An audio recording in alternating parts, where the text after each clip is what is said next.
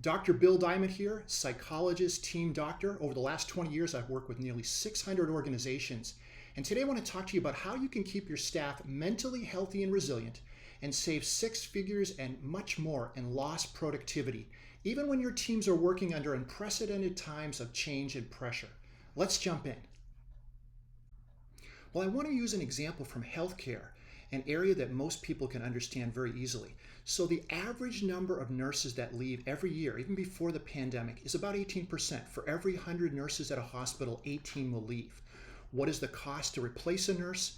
A conservative estimate says $25,000 up to $50,000 to find a new nurse and to train them.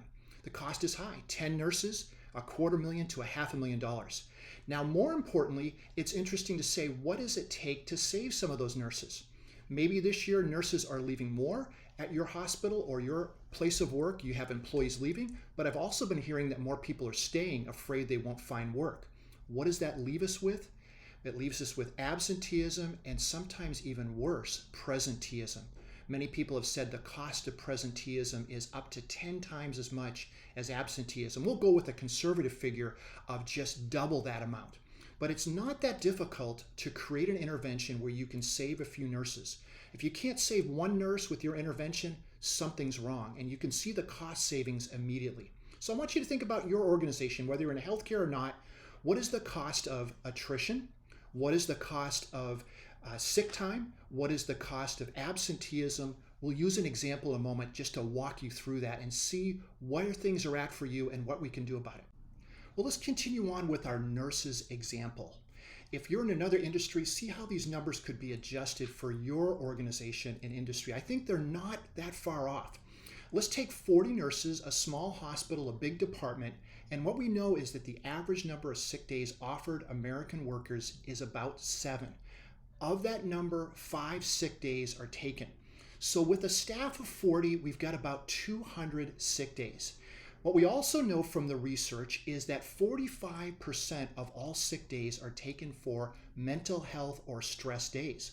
So that leaves us 90 days. Now, what is the average pay for our nurses? And this is where your industry might change, but it ranges across the country from about $29, $30 an hour up to $45, $55 an hour. Let's pick $41, kind of in the middle.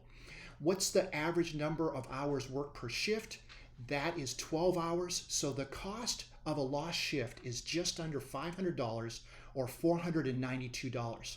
So when we look at this across the year with 40 people, the average amount of money lost to mental health sick days, stress days, if you will, is about $44,280. Now, in addition to that, we've talked about presenteeism, and there's a wide range of research on the cost of presenteeism versus absenteeism. But most places say it's at least 2 times as much as 10 times the cost of people that take out for sick time. So we're going to go with the low number and just say it is only twice as much. That gives us about $88,560 lost for people that are there, not calling out sick, but are not at their best.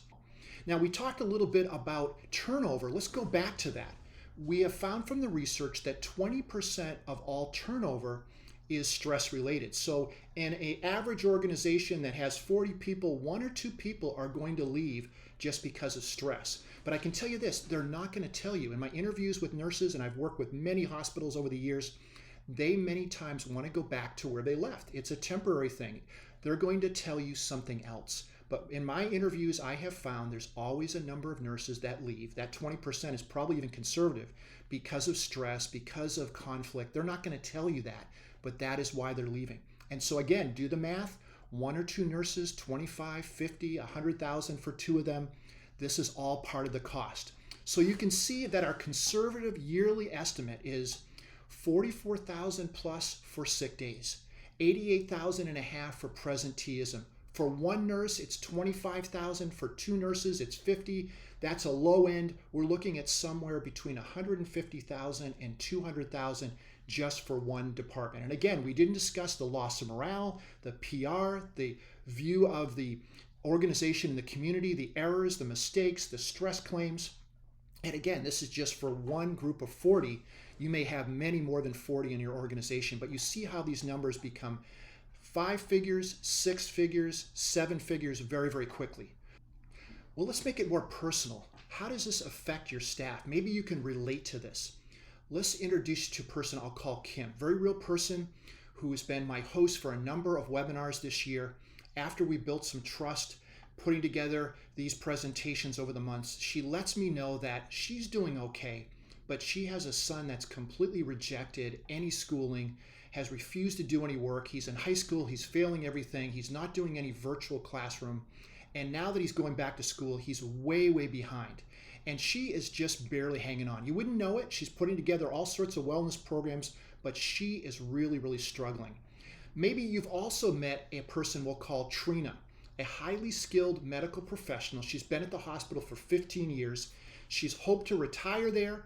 She loves her job. She feels like missional. She's worked through COVID, but she is completely stressed out. There's been an unfair allotment of COVID work, and some of her staff have bugged out and some have been helpful, and she's just been trying to hang on. She's talked to her boss. She gets kind of a pat on the head. She's talked to her doctor, and her doctor says, say the word and I will write you out for stress. And knowing her, she may never come back, and she's hoping not to do it. She's reached out for help, but she may not be able to hang in there. She is just exhausted. She is just stressed out of her mind. These are just two people that I've met of many, many people this year, and maybe you can resonate with these stories. Well, if you're watching this far, I'm sure you just want to know the answer. What works? Well, I think we know what doesn't work. A one and done webinar, a one-off conversation.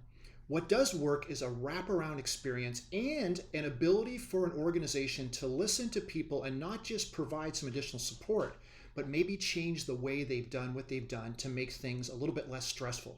Let's just assume we cannot lower the productivity requests. We can't lower what people are asked to do. That is pretty natural. That is how business works. But there are some adjustments that can be made, and that organizations that are listening to their people, and I'll give you 2 great examples of that in a minute, they do much better. But what I have found in my work with over 100 organizations, 340 events over the last year of the pandemic, what I've found is there are 5 things that you can do that will really make a difference for the people you support on your team and in your organization.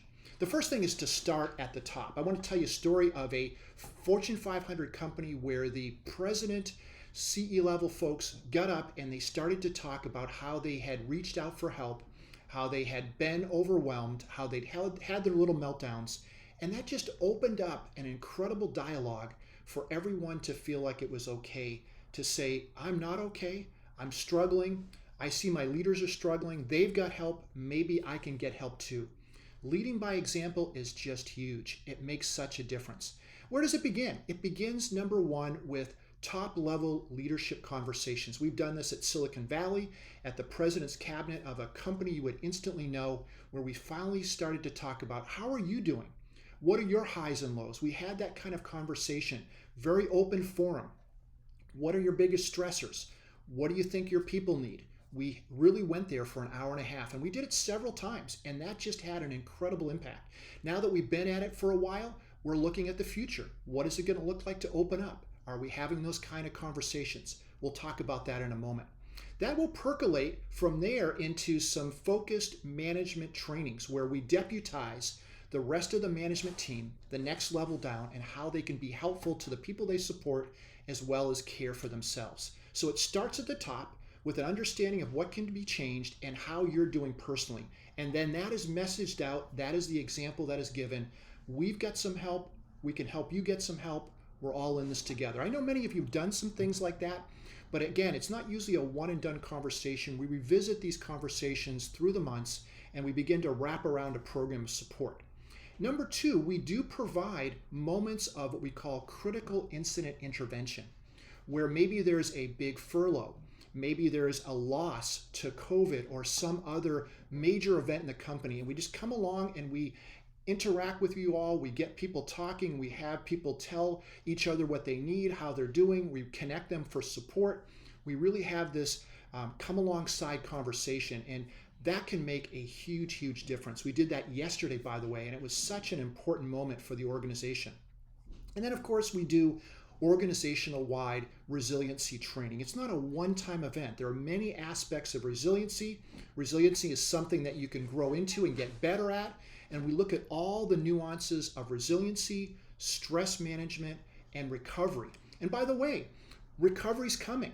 We sense it. It's almost the example I think of is there's a war going on. We know we're going to win the war, but there's going to be a lot more casualties before we do. We can't just declare victory and say everybody's okay. And as one person said, I talked to this week, it was really fascinating. I heard actually one person say one thing, another person say the other. One person said, hey, let's have an event. Let's have a graduation. And the other person said, let's have a graduation, but let's also have a funeral. Let's have a moment of remembrance for the feelings that are going to come up when we move from working through the survival and resiliency mode to how do we recover and begin to celebrate and open up. It's not going to be as easy as you think. A lot of people have been sitting on a lot of emotion. And if we just kind of turn on the lights and turn the switch and say we're all better now, you're going to see some things you don't expect. And I'm going to talk a little bit about that in the end. Now, the final thing we want to do is to think about some resources and helps that will be of support to your team. You know, just simply some research came out of Japan recently, just having some plants on your desk make a huge difference. There's a whole lot of very simple things that you can do, whether your staff works at home or in the office. We can encourage personal time off. We can encourage vacation. A lot of people aren't taking vacation. We can direct them to the employee assistants for one-on-one counseling.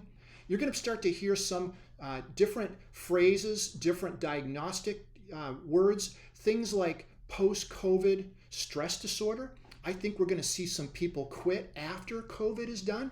You're going to be surprised. You're going to see people go out on stress leave afterwards because they've been kind of keeping it together. They've been in the war zone and now things are changing. They're going to evaluate how you've done, how they've done, how they feel, and there's going to be a delayed reaction with a lot of feeling. I'm not just trying to predict this for my own benefit. I really have seen this so many times is once the siege is over, that is when people allow themselves to feel, and you may be very surprised. I'm already hearing a lot of conversations, people having a lot of fear that they didn't talk about even a month or two ago about going back into the classroom, going back into work, their kids going back in, a whole lot of anxiety being brought up, even when there's vaccines and even when things are being made safe. Be prepared for that. So we'll talk a little bit more about the consequences of what you do and what you don't do in our next segment. Well, what happens when this is done right? I have a lot of organizations I could brag on, but I want to choose just a couple today. The first one you know is JP Morgan Chase Bank. I've had a chance to work a lot with them this last year. We've done probably 30 webinars together. And in addition to that, as we said, the one and done, even a series of webinars, it's not enough. But they have provided on their own a watering hole, a safe place without managers, a confidential space for just people to talk about how they're doing. They've created this new organizational place, a safe space, if you will, to just be real. And people have really grabbed onto it, and it has created this sense that the organization cares, it's safe to express it, nobody's going to find out, and I just think they've knocked it out of the park. Another great organization is Cigna. I've done a lot of work with Cigna over the years. They've done quite a bit of research just this last year on what it takes to be resilient. They're providing a lot of help, not only for their hospital folks, but also for those who work with patients by phone with chronic illness and then, of course, COVID losses. They've been hearing a lot of very tough stuff. There's areas of Cigna that deals with pharmacy and breakthroughs and all that that goes with that. And we've been doing lots and lots of meetings with these groups just to talk about how they're doing, not just webinars, but conversations. What do you need? What do you feel? What's your high and low? What's been good? What works for you? What do we need going forward? How can the organization be different? And these are the types of deep interventions that make all the difference in the world. Well, let me tell you what happens when it doesn't work well. I want to come up with another example that is a true story. I'm going to change the name, and we're going to call this guy Rick. Rick has been an educator for many years. He's been at a school for a long time, and people love him. Rick's had a tough time, as many people have said, including some of my sisters back east, that this has been one of the hardest years they've ever experienced. And you know, Rick is somebody that has gone to his boss and talked to her about how he's doing, look for some support, and for whatever reason, maybe the boss herself is overwhelmed, but not able to give much support. There's been no training really. There's been no webinars. There's been no conversations. There's just been some pats on the back, some one-on-ones. And what I do know is that Rick and others are leaving and will be leaving in droves. Rick is already interviewing, and when Rick says goodbye, it's going to be a shock for the organization, for the school, because Rick is beloved. Whether or not Rick finds a place that is better than his current position, I don't know. But Rick's going to take a chance because it can't be worse than what he's experiencing. Rick has not shown a lot of outward signs of being overwhelmed. He's had a number of very private conversations with his boss, but Rick is done. And when Rick gets the chance, Rick is going to leave. Maybe you have some Ricks in your life. Maybe you have some people you know that have appeared to be doing okay, but when they get the chance to make a jump, they will, because they're not doing okay. And I've learned to really listen when people say, I'm not doing as well as I thought I would be doing right now, or I'm not myself. A year or two ago, I didn't give that much credence. I made a mental note, I asked a few questions, but for many top leaders, that's about all you're ever going to hear. A little vague reference that it's been a tough year, I'm not myself, and then they're going to be gone, they're going to leave, they're going to go out on sick leave, or they're going to check out, and you're going to be the last to know. Maybe that's your situation. Maybe you're seeing that. You're not seeing so many people leave now, but I guarantee you, you will see that soon once people think that it's safe to go and there's other work available. We'll talk more about what you can do to continue the learning in a moment. Well, we've come to the end of our video, and some of you are listening and say, Bill, I got this. Thank you for your 5 or 6 wraparound points. We're doing that already. And I know that's true. I've talked to a number of you. You're doing quite well. You're pretty comprehensive. I've interviewed you to hear what you're doing. We've shared ideas. This is not for you. But for some of you, you might say, Bill, I could use a little bit more help. And for those of you in that camp, that option, we have a 30-minute resiliency strategy call. I want to be right up front. There's no selling. There's no pitching. We just sit down and we talk about 3 things. Of course, where you're at, where you need to do some work to fill in the gaps, and then how do we create this ritual as we move toward recovery where your people will not fall through the cracks, where they'll be able to experience this moment of letting go, of expressing, of celebrating, and moving on so you don't lose some people to stress claims and to attrition right when you think you've won the game. Well, if you're interested in that, I can tell you a lot of people are watching this video more and more every week, and I have a few slots available. I do a lot of work with companies. You can imagine 100 companies over the last year. It's crazy, but I keep some slots open every week for us to talk together. Just go to my website, drbillspeaks.com/talk, and sign up for your 30-minute free time together with me. I hope you do that. Again, drbillspeaks.com/talk to sign up for your 30-minute resiliency strategy meeting. Thanks for watching, everybody. It's great to be with you today. To better days, prepare for the future, expect the unexpected, and you'll do quite well. This is Dr. Bill Diamond. We'll see you next time.